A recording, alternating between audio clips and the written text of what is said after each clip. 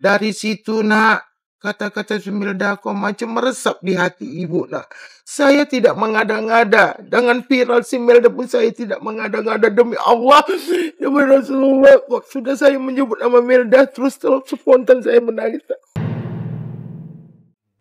Saudaraku, sosok Ibu Koyok menjadi viral di media sosial usai terekam dalam perpisahan Melda Sapitri, istri di Aceh Singkil yang dicerai suaminya tepat sebelum pelantikan PPK Satpol PP. Berikut informasi selengkapnya.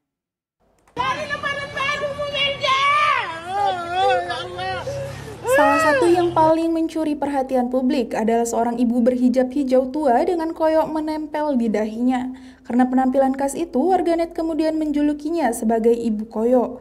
Ibu Koyok sumpahi Melda jadi wanita sukses. Dalam video tersebut, Ibu Koyok terlihat ikut menangis haru saat melepas kepergian Melda Sapitri. Ia bahkan sempat menyampaikan doa dan sumpah kebaikan bagi Melda agar menjadi wanita sukses setelah diceraikan oleh suaminya.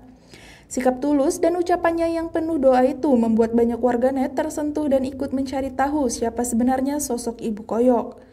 Apalagi saat ini Melda Sapitri semakin sukses. Kehidupannya pun berbalik 100% usai dirinya viral di media sosial. Melda kini sudah banyak mendapat bantuan menjadi tontonan publik, bahkan diundang stasiun televisi hingga podcast. Dikenal sebagai Wak Vina, tetangga yang baik hati. Dikutip dari akun Instagram Rita Bohai, Ibu Koyok diketahui bernama Wak Vina yang merupakan tetangga lama Melda Sapitri di Desa Siti Ambia Dalam, Aceh Singkil. Rita menuliskan, Wak Vina, ibu jilbab hijau atau Ibu Koyok yang viral dikasih hadiah umroh sama Bunda Sela Saukia akhir tahun ini. Alhamdulillah. Sementara dalam podcast Curhat Bang Denny Sumargo, Wak Vina juga sempat hadir dan menceritakan kedekatannya dengan Melda.